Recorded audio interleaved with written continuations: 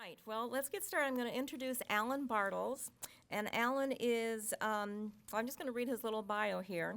His life took a fortunate turn when his family moved to the edge of the Sandhills in the mid-1980s. He was traveling the world with the U.S. Army after high school, and all he could do was think about home. How many of you here have ties to the Sandhills? And you probably think about it very fondly, right? He's the former editor of Nebraska Life magazine, which I know a lot of you are familiar with, and also the author of What's Going Down in Prairie Dog Town, which is not about prairie dogs. When not exploring the Sandhills, he works a day job devoted to natural resources conservation, and he's involved with the Crane Trust, which is another treasure in Nebraska. So we're going to turn it over to Alan. He's going to do a little bit of Q&A after. He does have some books, and he'll be signing them afterwards, and I think that's it. Welcome, Alan Bartels.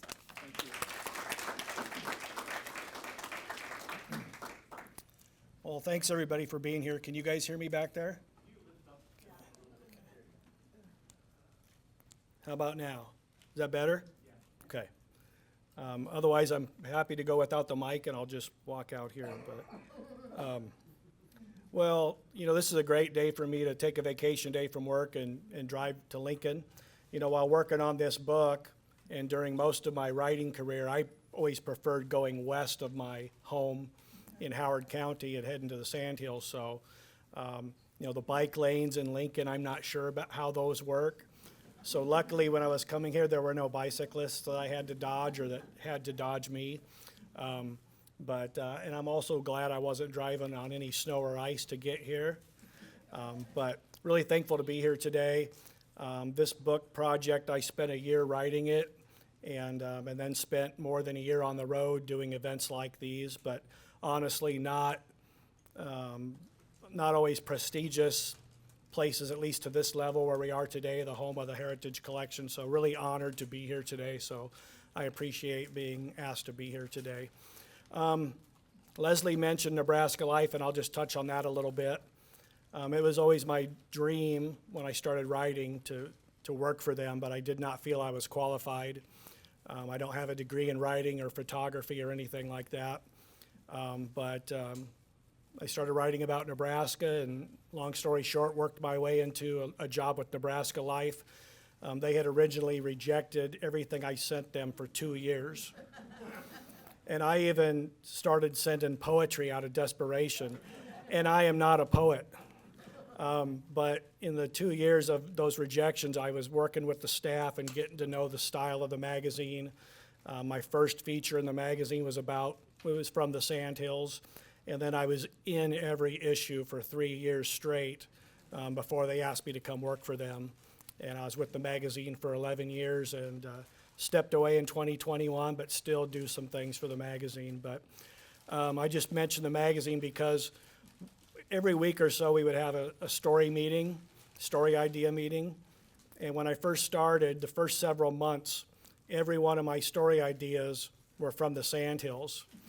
And, you know, I was looking forward to taking the company car west of the Sandhills, and finally the publisher told me, Alan, the Sandhills are great. We love the Sandhills, but we have to spread the love. The following week, I was in Lincoln and Omaha working on stories. But now that I'm a freelance writer again, I can spend as much time in the Sandhills as I want. So I'm going to get going with the slideshow. It's pretty lengthy, so I want to get through it in time for some questions. And feel free, if you have any comments, feel free to raise your hand or just yell it out. And actually, I'll back up real quick. The way this book came about was I was in a brewery on the edge of the Sandhills, and I saw a travel book on the counter about Nebraska travel. And I asked to see the book, and I sat down with my one beer for the day, and I looked through that book. Why are you laughing? And I went through the book. It was a fine book, but there wasn't very much about the Sandhills. You know, it was a statewide book, but not much about the Sandhills. There were a few well-known things like the rodeo in North Platte, stuff like that. So my creative wheels started spinning. I reached out to Reedy Press, which is a publisher out of St. Louis, and I told them why I thought the Sandhills deserved a book of their own. and they agreed, and I signed a contract, and I spent most of my weekends over the next year traveling the Sandhills.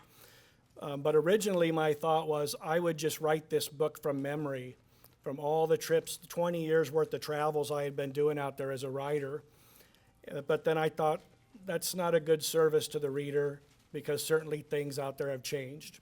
And I did find things that were out of business, things that were had changed their focus, and things that just weren't there anymore. So anyway, got to going on the book. And those of you who know me from the magazine know I do some photography as well. So we'll just start out the slideshow with the sandhill crane photo. We'll get that out of the way from the start, and then maybe touch on cranes later. So this is the area of the Sandhills that I wrote about. You know, in some maps, I won't say whose maps, but some maps, they show up to 27, 29, 30 counties in Nebraska as part of the Sandhills. One map even shows Norfolk in the Sandhills and Dundee County in the southwest as part of the Sandhills. And I think part of that is people want to claim that, but also there's a lot of sandy places in Nebraska. In Dundee County near the Colorado border, it looks like the Sandhills. But for the purposes of the book, I stuck to these 26 counties where the Sandhills is one contiguous chunk. You know, the Sandhills are beautiful. Driving through on Highway 2, for instance, they're beautiful, but it can be hard to see those layers. You might have a towering hill and you can't see anything else. I really like this photo out west, Grant County, and just the different layers that stretch to the horizon.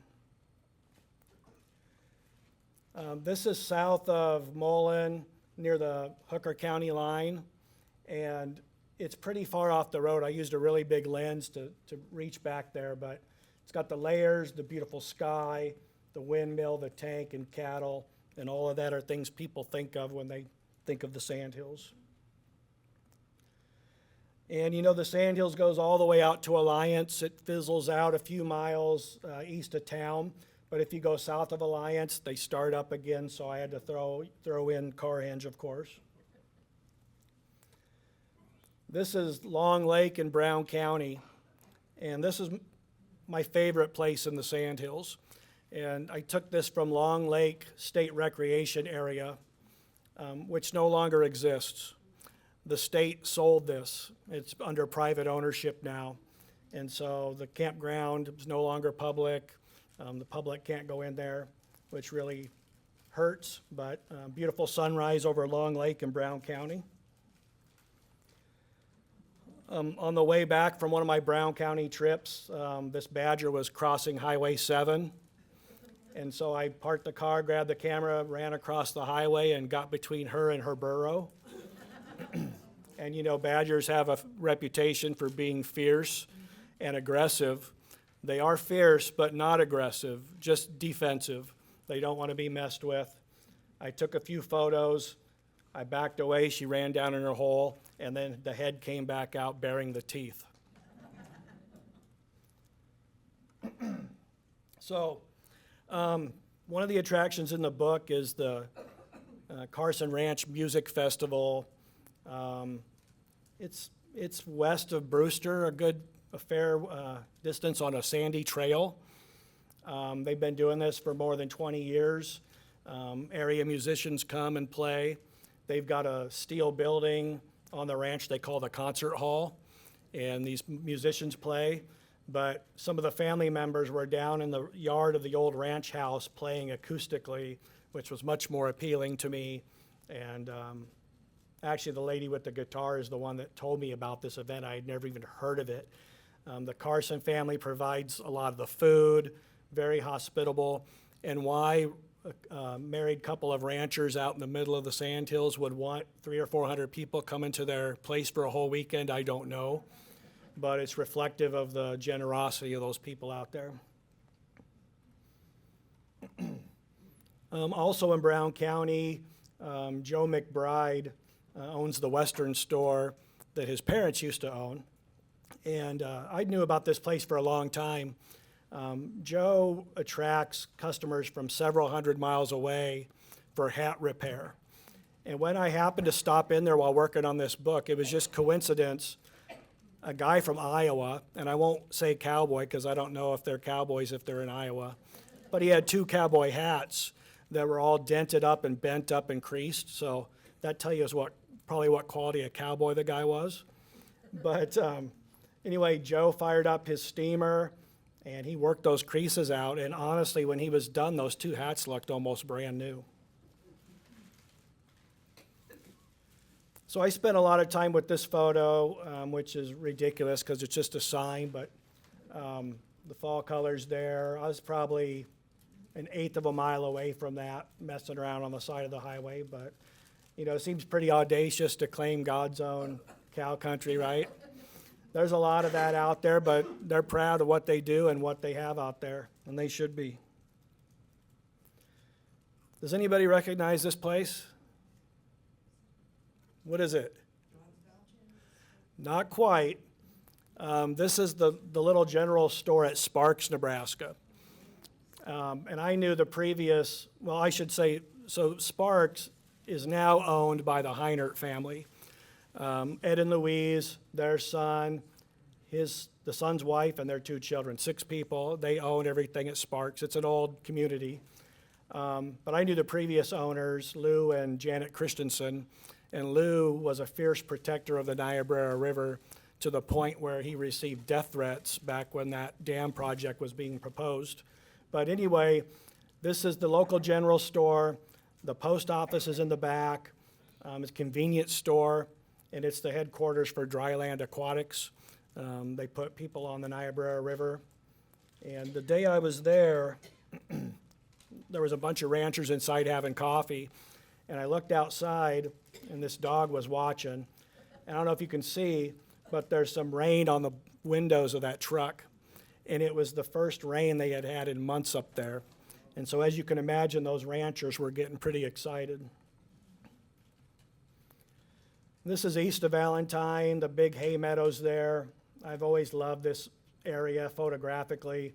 In the top center of the photo, there's a tree and there's a windmill next to it. And one time in Thedford at the art museum there, a volunteer told me that anything with a windmill on it will sell. And so it's got the obligatory windmill barely visible there, but I just love the different layers of this photo. While working on the book, I was on my way to the winery out at Nenzel, Nebraska, and then I had a couple other appointments after that. But as I was driving through Wood Lake, somebody was going in or out of that door, and I had never seen the place open before. Norma Kozad owns Grandma's Playhouse and ice cream shop, so I stopped in there, got a glass of tea and a brownie, and an invitation to the fireman's barbecue that night. And so I went to the winery and did my interviews. I skipped those other appointments, and the one guy has not yet forgiven me. But I did include his business in the book anyway.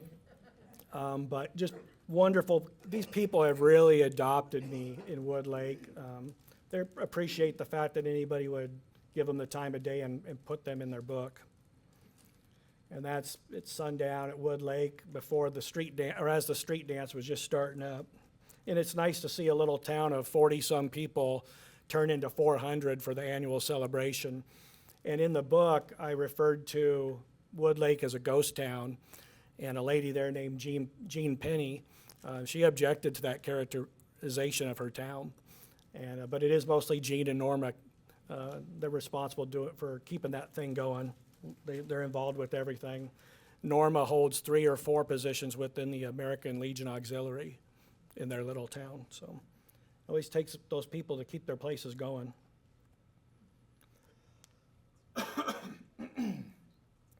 This is Cherry County, along the main highway south out of town, just layers on a foggy morning. Anybody know what church this is? Catholic Church in Anselmo.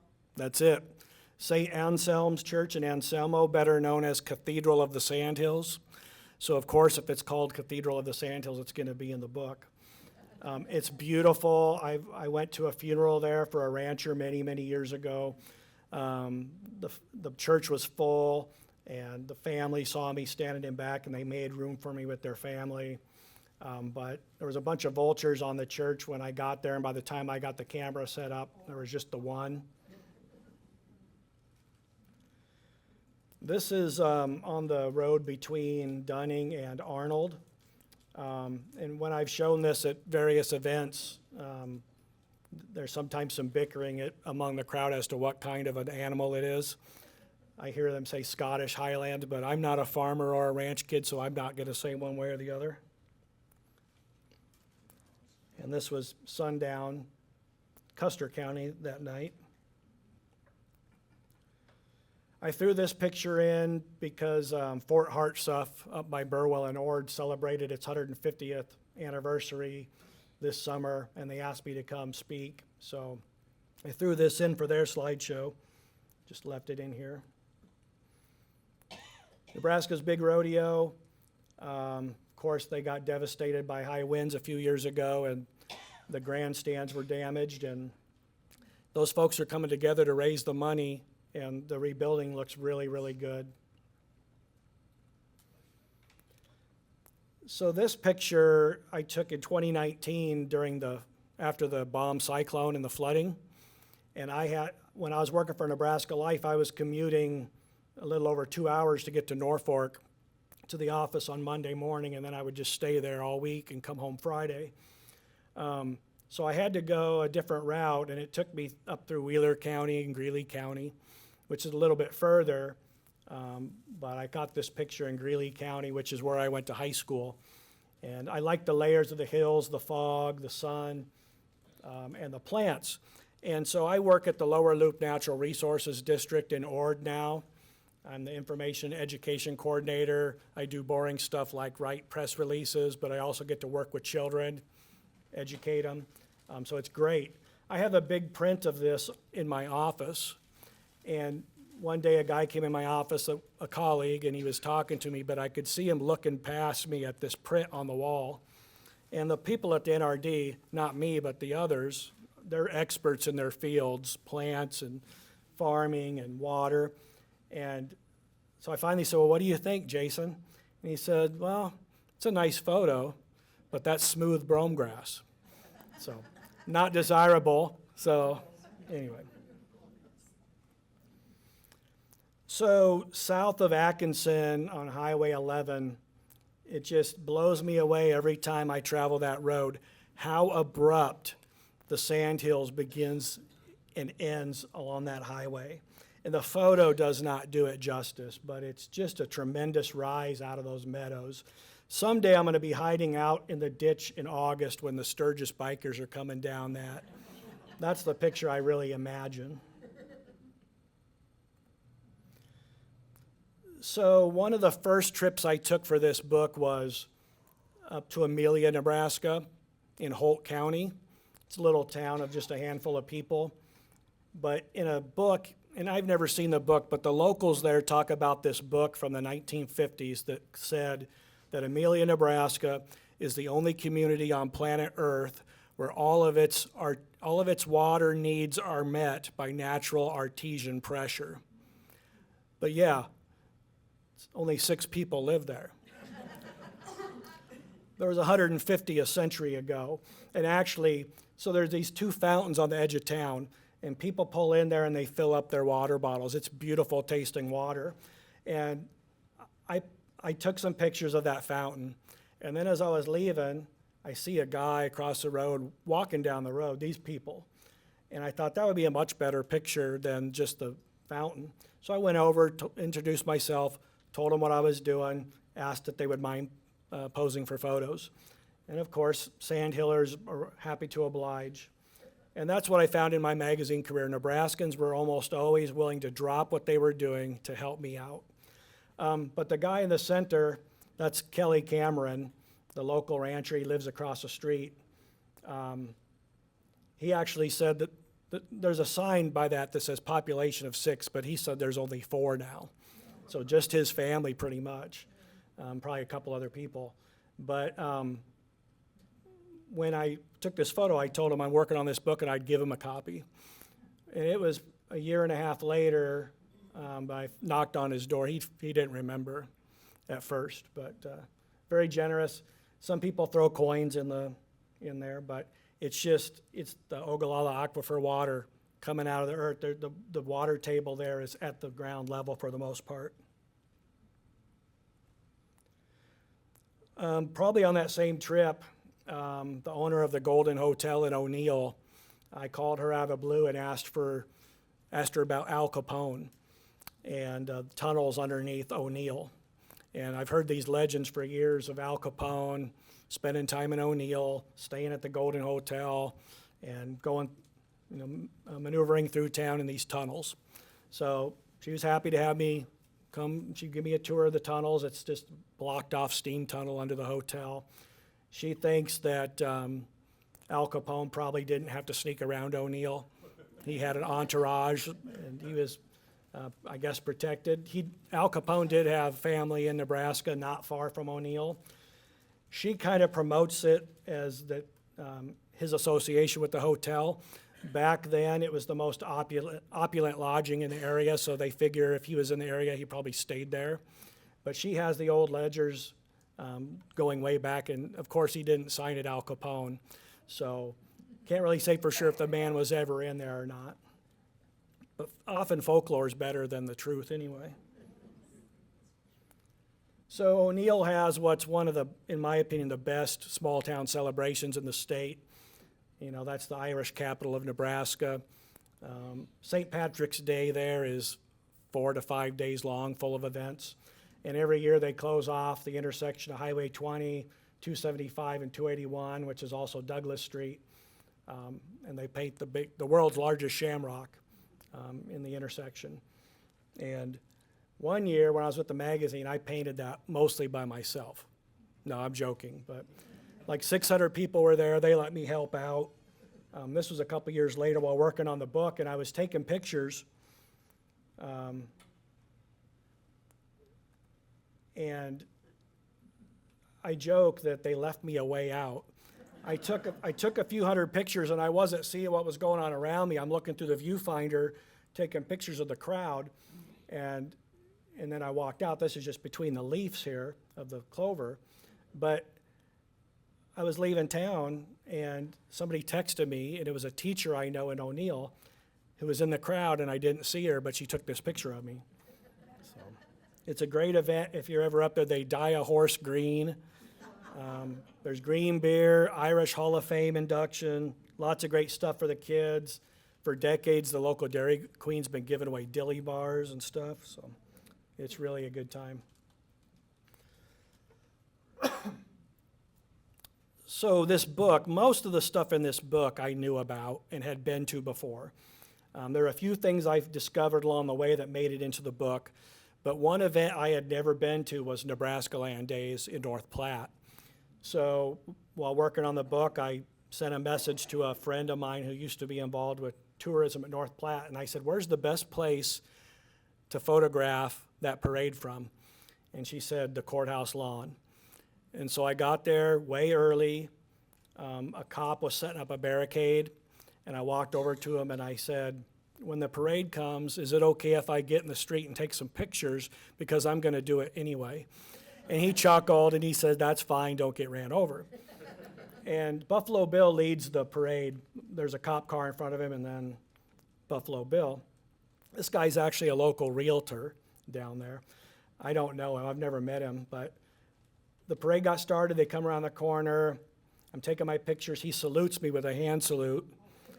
And I didn't like, he went by and I'm looking at my pictures and I didn't really like him. And so I got in my car and I went really fast through North Platte, and I got to the end of the parade route and was waiting for him, and he gave me the proper salute there. So, a lot of fun. So, I wanted to make sure to include every Sandhills County in this book and every community, even the ones that are unincorporated. If it's got a green sign on the highway, I wanted it in the book. And so I was struggling with how to get Logan County in the book. As far as tourist stuff, I didn't know really about anything. But on Facebook, I saw a flyer for the the Logan County Fair. Leslie, I think this is your water up here. So I saw a flyer for the local fair, and it looked just like any other flyer: street dance, rodeo, bake sale, picnic in the park. But then I saw something on the flyer I'd never seen at a fair: stick horse racing. And I thought, that's how Logan County and Stapleton are getting in this book. So I go there, I find the free barbecue at the park. There was actually a shady spot at a picnic table. Started talking to people, tell them what I was working on. They were very supportive. And anyway, before the stuff at the rodeo grounds, I walked downtown to check out something I had heard of. And long story short, Stapleton claims the world's only newspaper office / liquor store. And they were closed, but of course somebody was in there working, and of course they let me in, and of course they gave me a tour. And they've got a really nice room in the back they call Herbie's Speakeasy. When they went digital and got rid of their printing presses, they surveyed the community to ask what they should do with those 2 empty press rooms. And overwhelmingly, the locals wanted a nice place to sample wine and whiskey. And so they put in this little speakeasy, but it's not a liquor store. It's not rows of glass doors with cold stuff, but they have Nebraska products and other stuff. It's warm, but you can go in there and renew your subscription to the newspaper and get a 6-pack of something. But in the publisher's office, I saw this. And there's something there you don't usually see in a publisher's office anymore, right? A typewriter. But so I've been doing this presentation, and I rationalize it this way: female-owned newspaper, small town, anybody could come in that office, right, off the road. So I'm thinking that for the pistol. And so I'm telling people that, and then I'm in Stapleton for something, and I'm talking to that publisher, and I told her that. And she starts laughing. Well, I was out there for the fair, right? So that was her get up for the parade. So anyway, there's the stick horse racing, but it's even better: stick horse barrel racing, which was not on the flyer. Her tongue's out, the dirt's flying off her boots, the time of her life. Just beautiful small town Nebraska. This is my friend Bruce Schweitzer. If you've heard of Calamus Outfitters, that is the business operated on his family's property. But he's a cowboy. He's not putting people on the river very often. But they've been very gracious and allowed me access to their property. We went out to this tank one morning to see if any box turtles had fallen in. We were going to rescue turtles. And I turned and looked at Bruce and saw his reflection. To the left, you can see a little salamander or something popped up right there. This is also on Bruce's land, box turtle. This is the same day on Gracie Creek on Bruce's land. This racer was really curious as to what I was doing in the creek. I think of that like Garden of Eden maybe, right? And this, coincidentally, this is Bruce's daughter, Sarah. While working on this book, my wife did not accompany me on any of the travels. She's just not interested in exploring, talking to strangers, trying to find a bathroom in a small town can be kind of sketchy, right? So she stays home usually. But while working on this book, for about 2 weeks, I had this dull discomfort in my left side.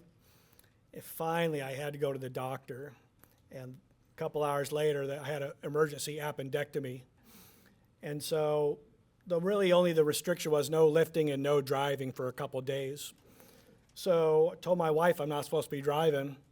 So I drove us to Taylor, Taylor calls it the Loup County World's Fair. And so I drove, but my wife was with me in case anything happened.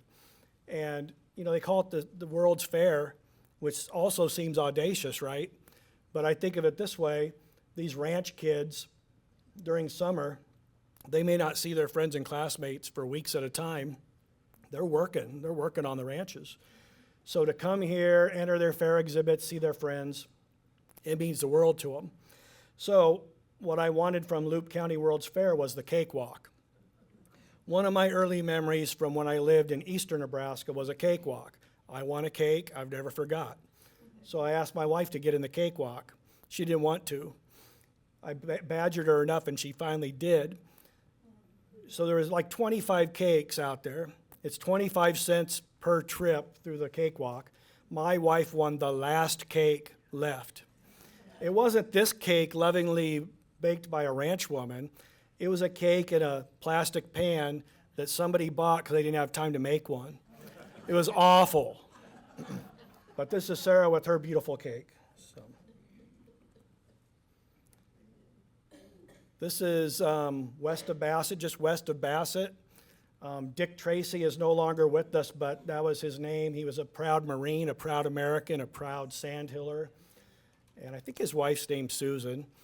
And I apologize if I'm getting that wrong, but they touch up the flag on the barn every so often, and there's a lot of, you can tell where people pull over to take pictures of this beautiful structure. This is south of Bassett, and I just love that, you know, people live so far off the road that they have to have these directional signs.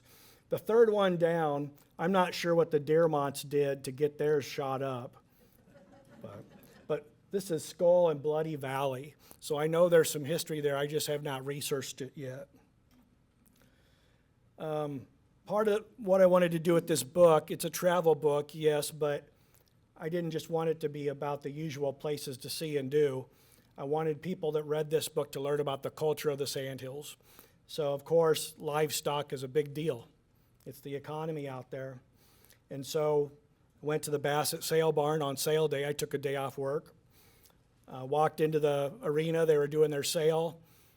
Most people don't walk into there with a big camera. But I was taking some pictures, and I went down, and like I said, I'm not a ranch kid, but I went down to the arena, I leaned my camera up on the panels around the arena, and took some pictures, and it's moving around, you know, as the cattle come through. And I went and sat down, and then pretty soon here comes somebody from the auction booth, cowboy, and he says, as he got to me, I said, "I'm not with PETA." And he said, "We knew you weren't with PETA when you walked in wearing a camouflaged hunting coat." And actually, in all honesty, they knew I was going to be there. I had talked to him ahead of time.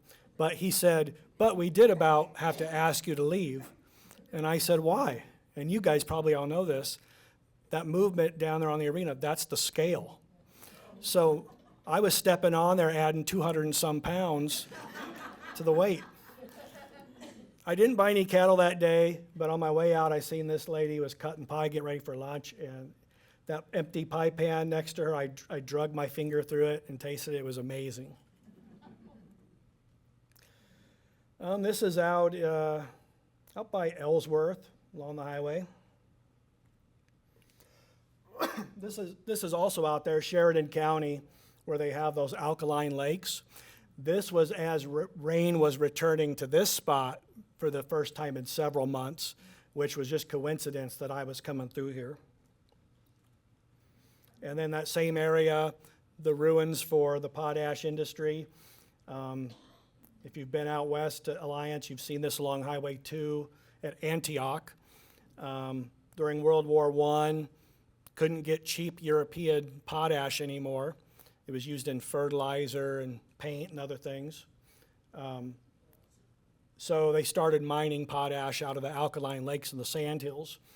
And there was some public money involved, and the University of Nebraska was involved. But there was, to get public support for this project, they claimed that the potash was being used in the ammunition that our boys were using during the war, which was not true. But you can see these ruins from Highway 2. I spent 14 and a half hours with a local woman going overland between the potash plants that you cannot see from the highway. Big history there. They're quite proud of it, and luckily that lady out there, Becky Harrion, has rescued a lot of that history that was almost lost.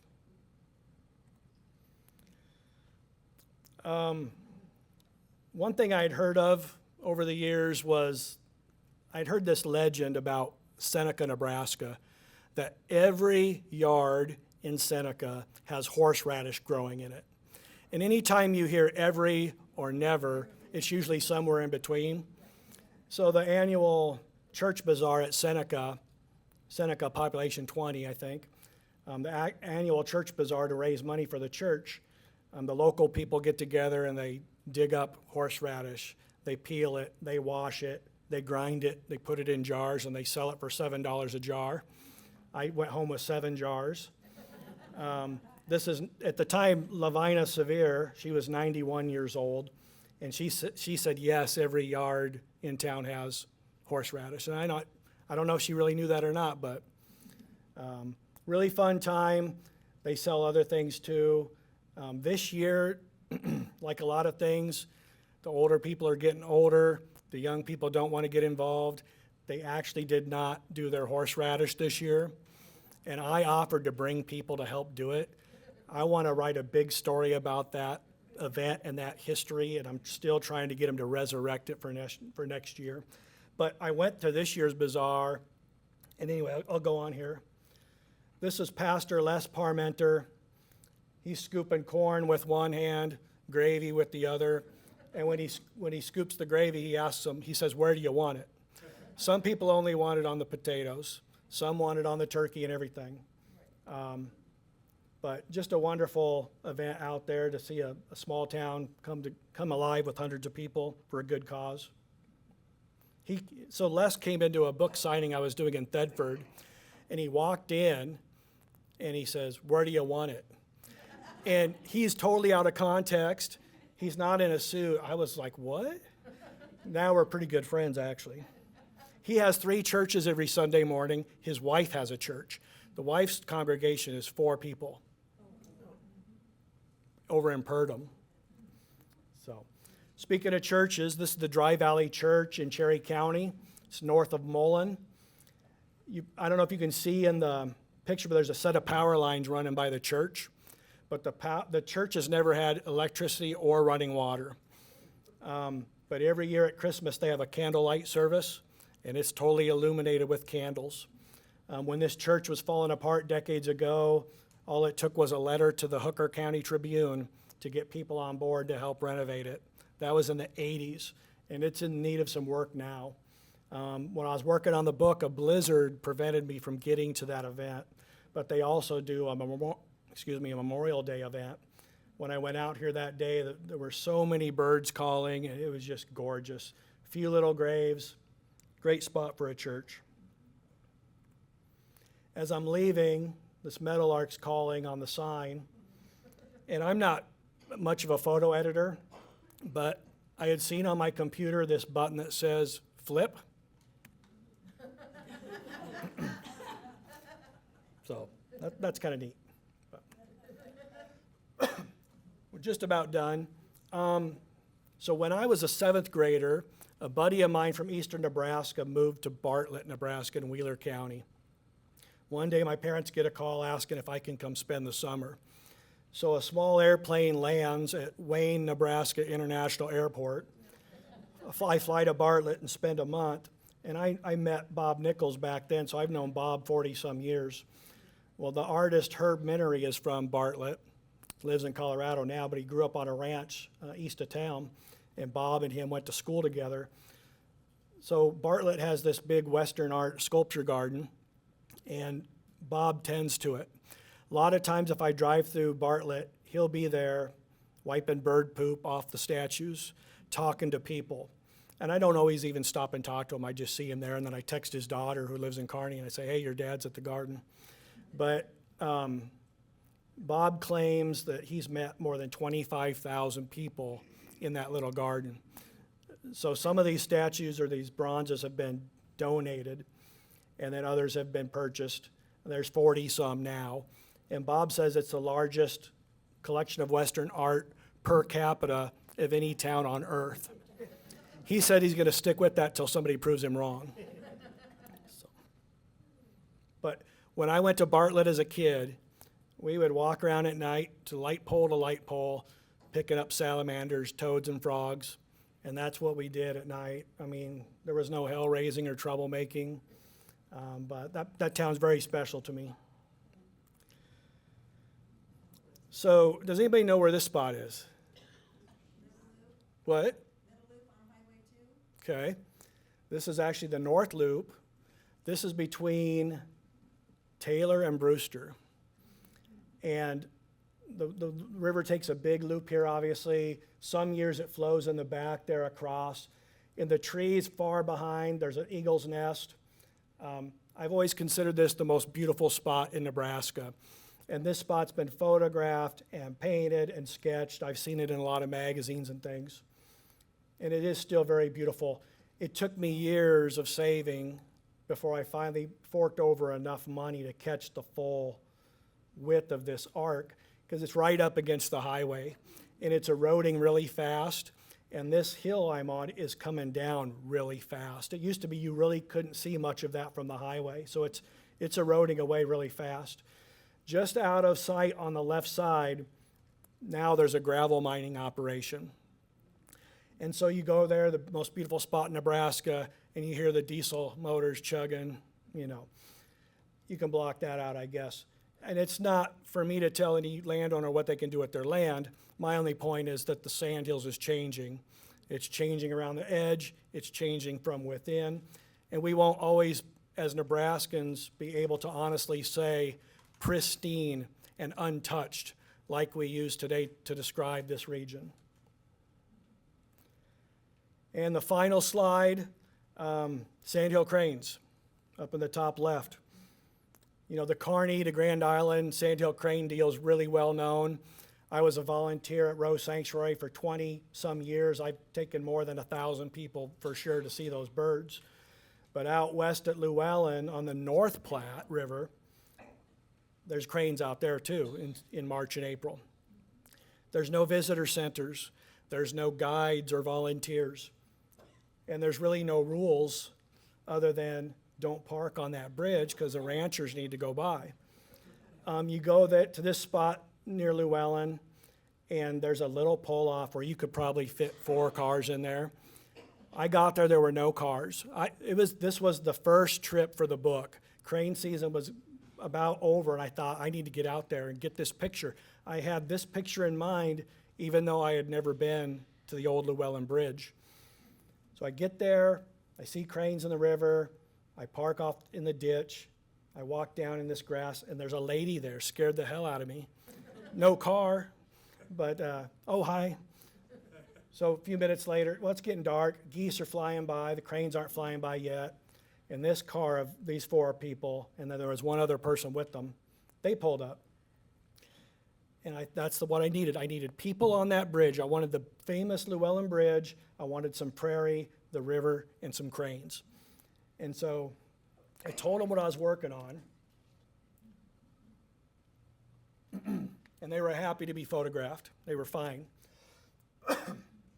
This is 4 members of a Lakota family from South Dakota. They came down to see the cranes because the Sandhills, the cranes, and that river are sacred to their people. And I have goosebumps saying that. And I hope that the Sandhills is sacred to you too. That's my presentation. And I will just say, follow me on Facebook to keep up. There's a new Sandhills book in progress that'll be out in spring of 2026 that I'm working on. If you follow that page, you'll be notified about that. So thank you, and I'm happy to answer any questions if we have any time. Thank you. Leslie, Yes? would you be able to take a picture of me up here with the group in the back there Yes. before we disband? I have a comment. I'm Yes. originally from Gordon. Okay. Right on the Sandhills. Distant relative of Maurice Sandoz. So, and I've been here living since '79, and I always say I like Lincoln, but Sandhills, my heart's always in the Sandhills. Yeah. So, beautiful place. I don't know about your book, but another beautiful place is the Cowboy Bridge Sure. there. East of Valentine? Yeah, and to look over the valley, and then heading 67 out of Merriman South is just Oh, one of sure. the most beautiful You're scenic from Ward? roads. Did you say you're from Ord? No, Gordon, Gordon, okay, yeah. Home of the Willow Tree Festival. yes. So when I was doing a story on Gordon years ago, I asked about the willow tree, and somebody said, it's still alive. Yeah, And a guy took me out there. It doesn't look like it's 100 and some years old, it's pretty small. But yeah, it's quite a deal for that size of town. Yeah, for sure. But a story I heard there was that group of British helicopter people or something going around the world to photograph. And in England, if you landed in a field, they came out with pitchforks, like, get off my land. He says, well, we landed in a Sandhills ranch, and pretty soon here's somebody coming up in a pickup, and they're going, oh, great, now we're gonna get it. And I thought, boy, this nails it. This is how I was raised, this is how I handle things, is they get out of the truck, are you guys okay? Are you needing help? Well, they were, so they helped him fix whatever. Well, it's just about lunchtime, you might as well come up to the house and have lunch with us, or dinner, I guess. And they said, we've never been treated that nicely. So I thought, yeah, it's a great story. that's Any other questions or comments? I grew up in Alliance, out north of Alliance, and back when I was just a kid, I'd heard the thing about Antioch and the Oh, yeah. potash plant. But I always heard the story that it was for bombs. Sure. I go, wow, it's good to hear the history and to know the truth about it. There's a lot of the stuff from Antioch that's been moved to Alliance. That power plant in Alliance, the old one, a lot of that came from Antioch. But it always marveled me to see those, and I did take pictures when I was a little older in life. It's amazing that Antioch, which grew to a couple thousand people, has 2 people now. Yeah. It was a boom town, Lakeside, Antioch, Lakeside, crazy. Yes? I was just trying to find you real quick on either this or by your name on Facebook, and how do you, your It's last the book page. title, 100 Things to Do in Nebraska Maybe I Sandhills Before spelled You it Die. wrong. I'll try again later. Okay. Thank you. I read your book, I thought it was, every page brought me back home. And I just thought you described things so well. I lived at Halsey, went to the Double T Bar every Friday night, Saturday night. And I thought one of the things that you were missing was all the small town bars, kids spend a lot of time there. Yeah. That's the only place you can grab a hamburger before you go to the football game. It's the And- cafe, the coffee shop. Oh, everything. The Double T is in the book. It is, and you described it so well. Thank you. And that funeral I referred to earlier, that was Lee Tion's funeral. I knew Lee for many years. Rita saw me standing in the back of the church, and she made her family scoot over, and they fit me in there. Yeah. They're great people. Yeah, very much. Thank you. You're fortunate to have grown up there, I Yeah, think. I feel the same way. I love that country. My girlfriend's father was a doctor, but her grandfather was a doctor in Mullen. Okay. Her dad also was a mortician. So Oh, of course we had the joke. We stab them, we slap them. wow, But the street dances were wonderful. I mean, sure. Bedford, all around that area. Hyannis. You know what's really interesting, so that lady I showed with the horseradish, when I was interviewing her about the bazaar, the church bazaar, she said the word community. And I knew she wasn't talking just about Seneca. So I asked her about it. She's like, oh no, Thedford, Halsey, Mullen, every ranch within 30 miles. And I already knew that, but I appreciate that. Where I live in Howard County, I would probably not say that Caro is my community, but I can be there in 20 minutes. I love that about that part of the Sandhills. I just love it. Well, especially if your kids played in sports, you knew all of the towns and all of the communities and people. The people that played in them. Oh, yeah, you knew all the kids' names. Yeah. So do you follow the Thedford, Sandhills Thedford team? Yes, I was there while they were working on the book. They won the state champion that last year, yeah. Yeah, and then they did really good this year too, didn't they? Yeah. They went to state, I think. They went to state, they didn't win it this year. Any other questions or comments? I'm curious, what little town did you go to school in Greeley? In Greeley, Nebraska? Yep. Why do you ask? Wallback, You're from Wallback? yeah. Yep. Yeah, we never went to Wallback much. We always went to Bartlett and Erickson and Spalding, but I know some Wallback people, but, yeah. I live about 20 miles from Wallback now. West of St. Paul. The guy that used to have the bar in Wallback sold it, now he has the bar in my town, in Farwell. Everybody from Grand Island would go to Wallback on the weekend and eat steak. They do what? And eat steak. Oh, sure. They'd get out of the big city, Grand Island, and come up to Wallback. Yeah. And the rodeo is super popular still. Yes, sir. You may pop me one for asking, bringing this up, but we talk about hoping some things don't change in the Sandhills. Do you have any opinions of the golf courses? From what I've heard, the one at Mullen, they are really strict about people staying off the native grass. I appreciate that. I've never been to it. I've been to the one at Valentine, I forget the name of it off the top of my head, the one south of town by Merritt. They seem very respectful of the land, and you know, I don't want to see the whole Sandhills as golf courses, of course. There's probably worse things that it could be turned into. So, yeah, I try not to have strong opinions on that kind of thing, because like I said, it's not for me to decide, you know, what to do with what they do with their land. But I want to make sure there's still a place out there where I can catch those box turtles and snakes. And there are places where you can't see any sign of man. You know, you walk over a dune, you can't see a fence or a power line or a house. You can't hear a car. You probably will still have cell reception. Years ago, I took a friend of mine up to Fort Niobrara and the refuge at Valentine, and that's when I was volunteering at Rose Sanctuary. She had never been to a place where she didn't have cell service. And I think there's still some spots out there, but it's getting harder. But you know, for me living outside there, it can be refreshing not to have a cell signal. But if your kids are driving an hour to school and for sports, you can't get a hold of them in a blizzard, that's awful. So yeah, it's changed a lot, but no, I don't have a strong opinion specifically on the golf courses. Maybe I would if I was a golfer, but I'm not. So. Yes, sir. I travel for work, and sometimes I go up through the Sandhills and I run into a traffic jam on these local highways. It would be somebody moving cattle from one pasture to another. I could see that. Didn't run through one, but I ran into one.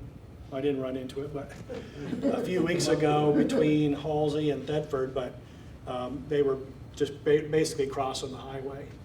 But so I asked, I said, do you mind if I take photos? Oh, sure. It was just over across the highway, nothing spectacular, but yeah. I know that's got to be stressful, especially if there's a hill involved, you know, for those ranchers needing to get to those new pastures. But, yeah. I have moved cattle, never over the road. That guy Bruce that was reflected in the tank, he lets me pretend to be a cowboy if I want to.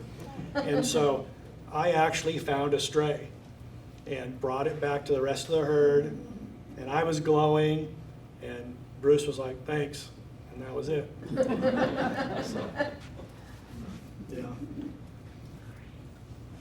Do you have your books for sale? I do. Yep. Books are 18.